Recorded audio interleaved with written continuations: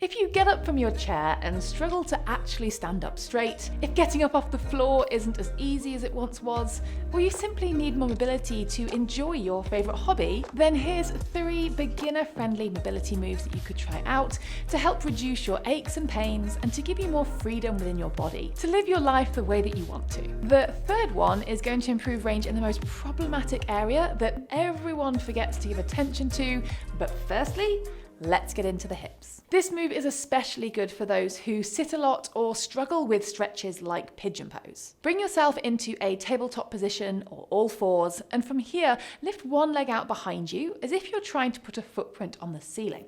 Now remember, it's our hips we are trying to make move here, not our lower backs. So keep a soft tuck of your tailbone the whole time, don't let your belly sag down towards the mat, and focus on feeling your bum muscles working. We call this movement a donkey kick. So you're then going to pair your donkey kick with a fire hydrant. Draw the leg back towards the start point before cocking the leg out to one side, like a dog taking a pee up a fire hydrant, which I think is actually where this move gets its name from.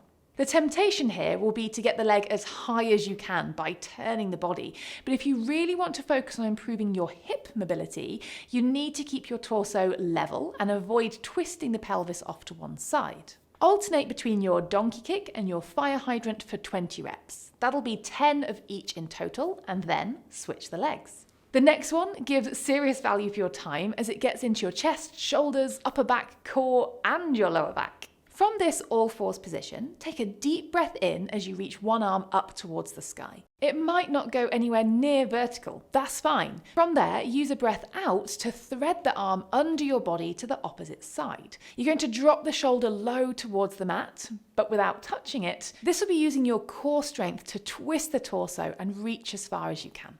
Following your breath will make these movements a little easier, so to be sure to then breathe in as you reach the arm back up towards the sky, breathing out as you thread the arm through. These are called thread the needles and take 10 each side. One of the biggest areas that people struggle with mobility in is in their ankles, and it's also the area that is commonly neglected. Poor ankle mobility limits so many things. Your ability to squat to full depth, to stabilize your balance, to run faster, just to name a few, and can also be a limiting factor in your hip mobility. So this movement is again a good 2-for-1 deal, as we'll also get into another area of the hip, the psoas. So let me break this one down into 2 separate parts. To start, come into a fairly upright lunge position and place your hands onto your front thigh.